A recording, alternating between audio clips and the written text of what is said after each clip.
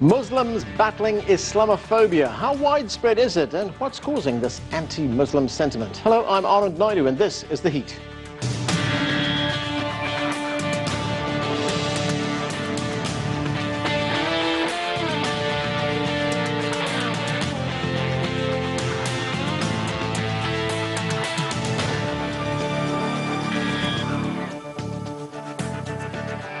There are about 1.7 billion Muslims living around the globe. That's about 20% of the world's population. But the 9/11 terror attacks on the United States that killed almost 3,000 people gave rise to anti-Muslim sentiment.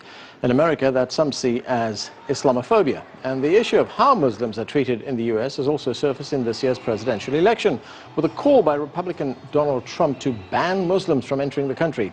Well, joining me now to discuss the issue is Aztlan Iftikhar. He is an international human rights lawyer and journalist, and he's the author of Scapegoats, How Islamophobia Helps Our Enemies and Threatens Our Freedoms. Aztlan, welcome to the show. Thank you for having me, Anand. Nice to have you here. You say in the introduction to your book that your life really began on September 11th, 2001. You write, and I'm quoting here, because that was the exact moment in time when my country was attacked by people who simultaneously hijacked my religion. How much did that day change lives for Muslims in the United States? Well, Anand, I think that it was a game changer for all 7 million American Muslims who were living here in the United States, primarily because of the fact that before September 11th, 2001, the vast majority of Americans knew nothing about Islam or Muslims. And sadly, that one tragedy, that one terrorist attack sort of set the frameworks and the meta-narratives that we've seen for the last 15 years when it comes to discussing Islam and Muslims within the American socio-political zeitgeist, somewhere in a nexus between religion and terrorism. And so I think that for many American Muslims, especially those of us who were born and raised here, it was sort of a call to action in not only reclaiming our faith from the terrorists who attacked this country, but also defending our way of life, defending our identity, and trying to educate the general American public as to the real teachings of Islam and the beliefs of over 1 billion Muslims today. Now, the title of your book is Scapegoats. Why do you believe Muslims in the West are being treated as scapegoats? Well, I think it's first important to point out that the title Scapegoats was chosen because virtually every minority demographic group in the world today, and especially in Western diasporas, has been a scapegoat in their adopted homeland at some point or another. So, for example, if you look at the American civil rights history, even just from the turn of the 20th century, we had Catholic immigrants coming to the shores of New York who were being persecuted by the native Germanic Protestants, which was made famous by the Martin Scorsese film Gangs of New York. We saw over 140,000 Japanese Americans who were interned in internment camps for the duration of World War II. We've seen anti-Semitism throughout the 20th century. Obviously, the Jim Crow South and the African American civil rights struggle, which still continues until this very day. And after 9/11, and especially within our American political rhetoric and zeitgeist, we're seeing Islam and Muslims being used as a current scapegoat political football that some people, some politicians, primarily in the Republican Party, are trying to use in order to score cheap political points. And the key here, Ananda, is tomorrow it will be somebody else. Right. And so that's why it's important for us to speak out as allies, because if it's not us today, it will be us tomorrow. Right, Muslims are the scapegoats. Isn't it ironic, though, because you get this knee-jerk reaction when something happens. Oh, it's Islam that's caused this. It's Muslims that's caused it. But the people who've suffered most from it are, in fact, Muslims. That's a great point that you bring up. You know, the Countering Terrorism Center at West Point Academy once came out with a report that showed that 94% of Al-Qaeda and ISIS attack victims are Muslims themselves. And the FBI here in the United States has come out with reports saying that the vast majority of terrorist attacks that occur on domestic soil here are not by Muslims, but they're by white right-wing militia extremists. But if you look at our media narratives today, both in the United States and the West, generally speaking, the term terrorism has been co-opted to only apply when brown-skinned men with foreign-sounding names commit acts of mass murder, and not when white Christian men commit those same acts of mass murder as well. Right. Well, what we're seeing also right now is the fact that this has been exploited by politicians in the United States. Of course, we're in the middle of an election campaign right now. We've seen how it's been exploited. We have Donald Trump, who's drawn a great deal of condemnation and at the same time a great deal of support for saying that he is going to ban Muslims from entering the United States. Let's listen to what he had to say. Donald J. Trump is calling for a total and complete shutdown of Muslims entering the United States until our country's representatives can figure out what the hell is going on. Now, when you hear comments like that, how much damage does it do to the relationship between Muslims and others in this country, to Muslims themselves? Well, you know what I say is that if you can replace the word Muslim with Jews and sound like a Nazi, you probably shouldn't say these statements. And what Donald Trump has said, not only with the Muslim ban, but other Republican presidential candidates before him. Let's not forget that Texas Senator Ted Cruz once said that he believes that we should patrol Muslim neighborhoods. I can tell you that if you patrolled Muslim neighborhoods, you would only find the best falafels and kebabs that he's ever had. We had Dr. Ben Carson, who said that he doesn't even believe that Muslims should be allowed to run for president. And what's most disconcerting about Donald Trump's call for a ban on Muslims is that recent exit polls in Republican primaries have found that almost 65 to 70% of Republican primary voters in the states of Pennsylvania, New York, and others actually agree with this ban. So in a way, Donald Trump is just voicing something that a relatively large, significant swath of the American public believes today about Islam and Muslims. Donald Trump made those statements after that attack in California where you had this husband and wife team that killed 14 people. You've had numerous other attacks over the years. You've, of course, had 9/11, as we've been talking as well. And then the common narrative that's come about after that is when something like this happens, it's Muslims, it's Islam. How do you dispel that? How do you break that narrative? Well, you know, in 2015, when the San Bernardino attacks happened in December, before that, there were approximately 350 mass shootings that had occurred in the United States up until that point that year. And 99% of them were not committed by Muslims. But when we had the San Bernardino attacks, it was instantly labeled an act of terrorism, when 1 week prior, a white man named Robert Deere walked into the Planned Parenthood clinic in Colorado Springs with a self-professed Christianist ideology. His own ex-wife testified in open court, according to the New York Times, that he viewed himself as a soldier for Christ and committed an act of mass murder. We never saw that referred to as an act of terrorism. 6 months before that, Anand, we had Dylan Roof, a 21-year-old white supremacist who walked into an African-American church in Charleston, South Carolina, sat in Bible class with them for over an hour, and then proceeded with his race war ideology to slaughter 9 innocent African Americans, including a state senator for whom he had specifically asked for by name. That was never referred to as an act of domestic terrorism. And again, this is the double standard that I'm talking about in my book, Scapegoats, is that, again, there's one standard that is put in place for Muslims in the United States where we have a presumption of guilt, where Muslims in America traditionally are, we're guilty until we prove ourselves innocent, and everyone else is afforded the presumption of innocent, where you're innocent until you're proven guilty. So those instances that you mentioned, that's treated in this country as what, crimes?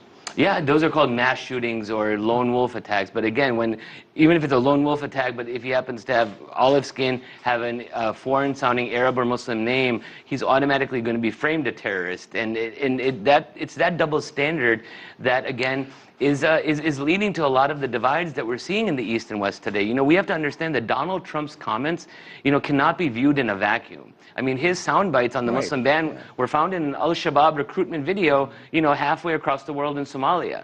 And so, again, you know, not only is this rhetoric hurtful to 7 million American Muslims who call the United States our home, but it actually makes us less safe as a country. And so that's why it's important for politicians from all political parties to condemn this rhetoric. And sadly, this is something that we're not seeing a great deal of pushback on in any sort of meaningful way when several major Republican candidates are espousing these sorts of views. Well, talking about pushback, I mean, as soon as you label something terrorism, that's a very loaded term. It comes, all kinds of connotations come with that.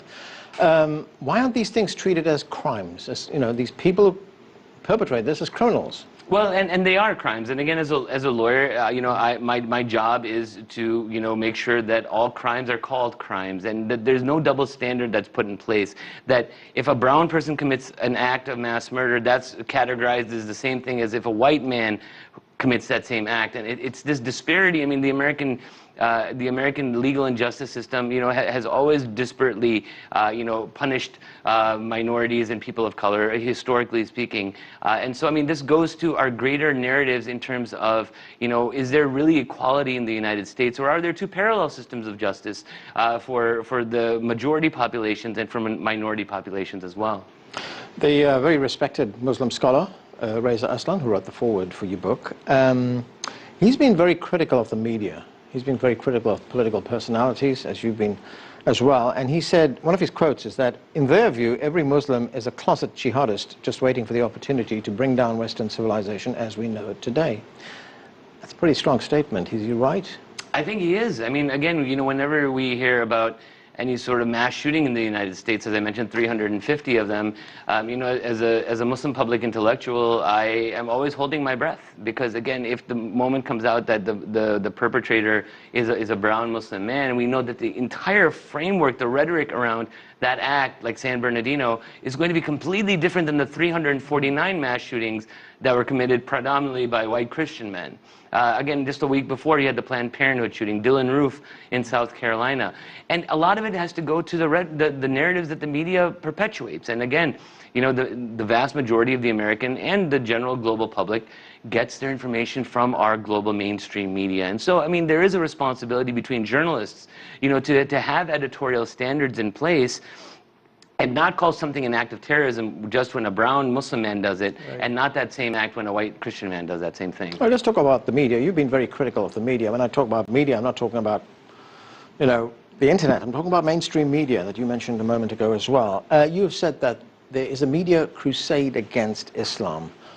What is the evidence there? What is the mainstream media doing? Well, I think, you know, every journalist knows that there's a very famous adage in journalism that if it bleeds, it leads, right? And so the more sensationalistic the story, you know, the more ratings you can get, the more likely you are, you know, to get the ratings and, you know, meet the commercial interests of your news networks or your newspapers or your radio stations. And, you know, again, when it comes to the discussions of Islam or Muslims, it's really important to keep in mind that the vast majority of stories that have been done over the last 15 years have always revolved around either religion or terrorism, right?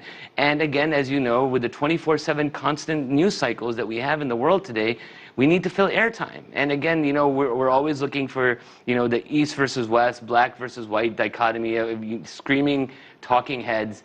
And, you know, a lot of times we see news networks around the world that find, you know, these, you know, crazy Muslims who are not representative of any sort of Muslim community, but are, you know, espousing a view that they feel will help to generate ratings. And again, we have to understand that journalism's primary goal should always be to inform in a dispassionate manner. And I think that that is where we're losing a lot of our bearings today when it comes to the media in general. And obviously we're not talking about any particular news outlet in general, but again, just this whole 24/7 need for if it bleeds, it leads, and trying to get the sound bites that will, you know, make videos go viral. You know, that's something that I believe that the media has some responsibility in perpetuating. You've also been critical of law enforcement agencies, especially the New York Police Department, intelligence agencies. Why?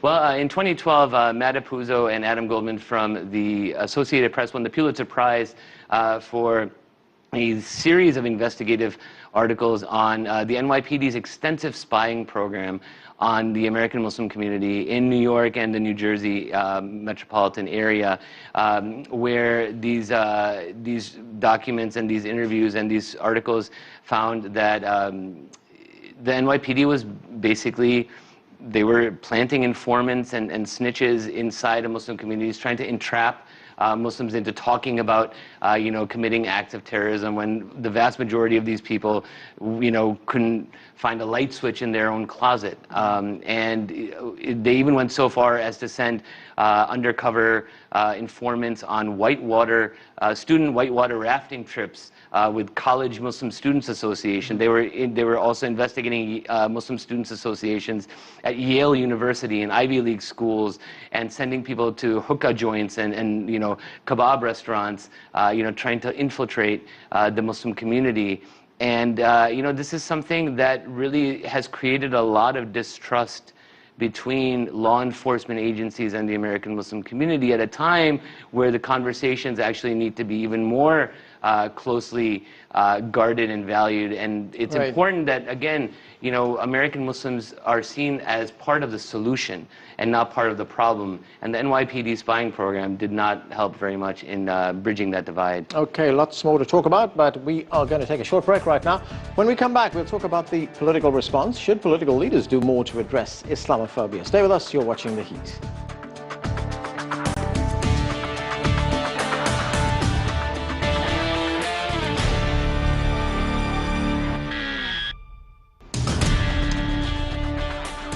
Welcome back to the show. We're talking about the spread of anti-Muslim sentiment in the West. My guest is Aztlan Iftikhar. He's the author of Scapegoats, How Islamophobia Helps Our Enemies and Threatens Our Freedoms.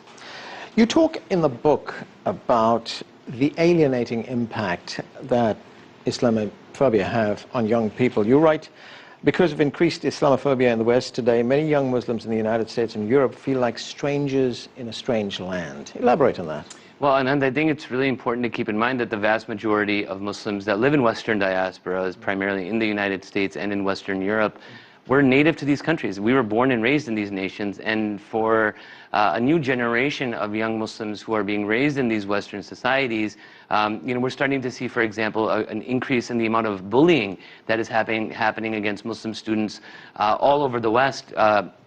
Just a couple of weeks ago in California, there was a young Muslim high school student, female, who wears the hijab, the headscarf, who in her high school's annual yearbook was inadvertently labeled Isis Phillips. And of course, the school called it a typographical error, but you know, it's sort of hard to believe that sort of thing would happen. We have Muslim girls who are being attacked in playgrounds in schools, having their headscarves pulled off. We have young Muslim boys who are called ISIS on the soccer field. So I mean, there's an entire generation of young Muslim children in the West that are being marginalized at very young ages, and that's what's most disconcerting, is that obviously, you know, we don't want them to feel excluded from their societies, because that's exactly, you know, the type of people that, you know, can be potentially recruited by these extremist groups. And so it's really important to thread the needle and bridge the divide. And it's not just calling out xenophobia as xenophobia being wrong, which it is, but it also is, as Americans and as Westerners who want our societies to be safe for all people, you know, it's important that we try to be as inclusive as possible, because science has found that being excluded from a group triggers activity in the same regions of the brain associated with physical pain. So, I mean, being excluded from any sort of society, you know, has real physiological impacts, and it's really important for us to try to promote diversity and inclusion and not make one subset of a minority population group feel even more excluded than they already do. You know, nowadays you also see so much suspicion, as you mentioned. You've been critical of Muslims, or rather community leaders and political leaders who accuse Muslims of not condemning acts of terror. We often hear that after there's been some act of violence. Well, we didn't hear Muslim leaders say anything about it, you know. That's not true, because I have followed this as a news person here. It's just somebody's decided not to listen to that. That's exactly right, Anand. And you know what I always tell people when they come out with this meme that Muslims don't condemn terrorism enough? I tell them, if you go to Google and type in the words Muslim condemn terrorism, you will receive over 17 million results. So if after that you do not believe that Muslims condemn terrorism, you simply don't know how to use a computer. But like you said, there are some people who just don't want to listen, right? They have their framework, they have their pathology when it comes to Islam and Muslims, and I always tell them that I could literally spend every single day of every single week of every single month of every single year for the rest of my living days with a megaphone standing on a street corner condemning terrorism, and it still wouldn't be enough. And there are thousands of Muslim civic leaders, religious scholars, and public intellectuals who have spent our entire lives and careers, especially after 9/11, condemning terrorism. And you know, the fact of the matter is that if people don't think that we're condemning terrorism, they simply don't know how to use a computer. Right, and to counter Islamophobia, I mean, in many instances, and this is not just unique to the United States, the tone in a country is set by its leadership. I mean, is the leadership in this country doing enough? We got President Obama, who is a Christian actually, but he's also been the target of anti-Muslim sentiments. He visited a mosque in Baltimore recently, and he addressed this particular issue of Islamophobia. Let's take a listen to what he said. If you're ever wondering whether you fit in here, let me say it as clearly as I can. As President of the United States, you fit in here, right here. You're right where you belong. You're part of America, too.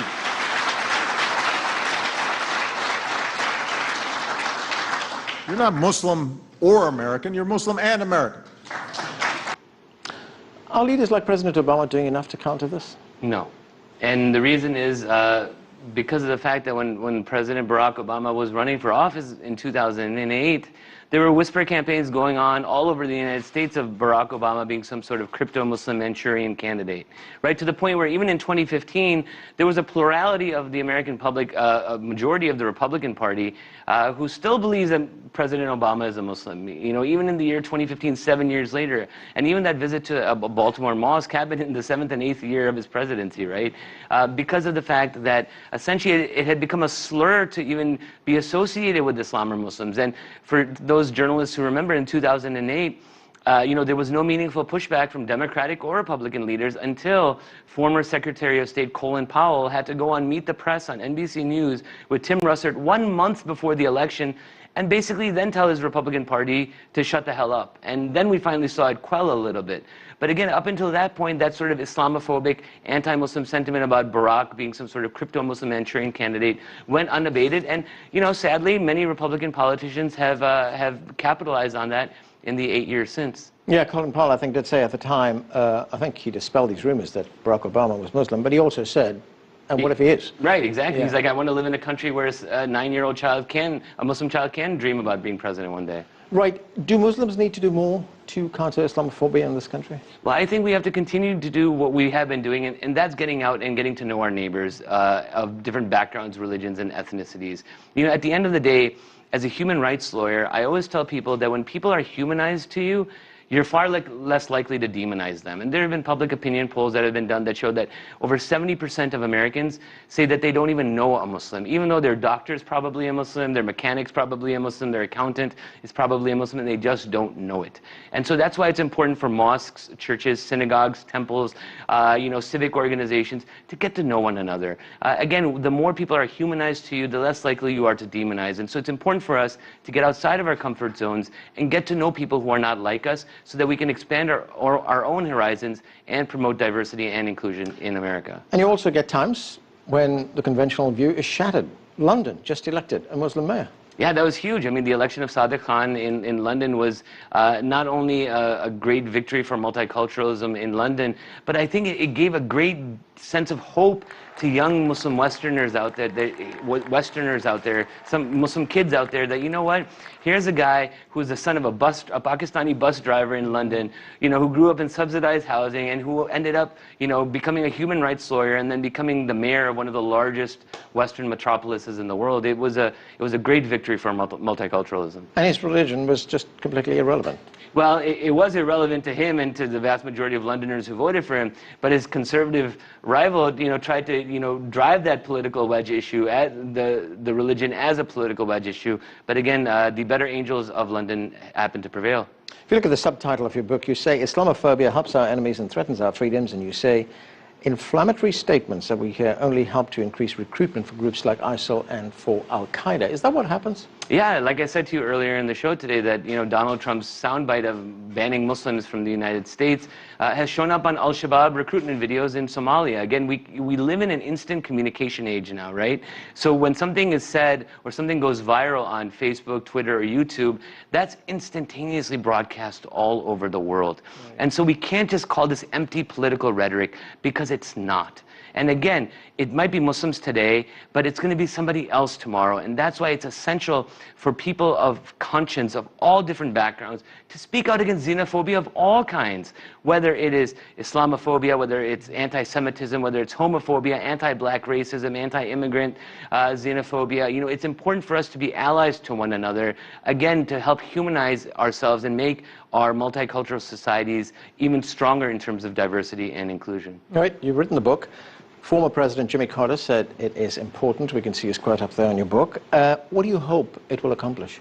What I hope it will accomplish, Anand, is that we as American Muslims and Western Muslims are trying to, we're trying to help our societies as best as possible. And again, as a human rights lawyer, as somebody who's been a part of this media zeitgeist for the last 15 years, you know, to talk about historical parallels from scapegoats past, so that we don't make the mistakes for future scapegoats, which are going to be out there. And so it's important for us to see where we are today, in the year 2016, in this post 9/11 world that we're in, see the role of 1.7 billion Muslims of all different stripes, ranging from progressive all the way to orthodox, from Indonesia all the way to Brazil, and showing people that we are just as diverse as everyone else, that we're not a monolithic entity, that all Arabs are not Muslim, that all Muslims are not Arabs, that we are mayors of London, that we are boxing champions named Muhammad Ali, we are stand-up comedians named Dave Chappelle, and that we're musicians like Ice Cube,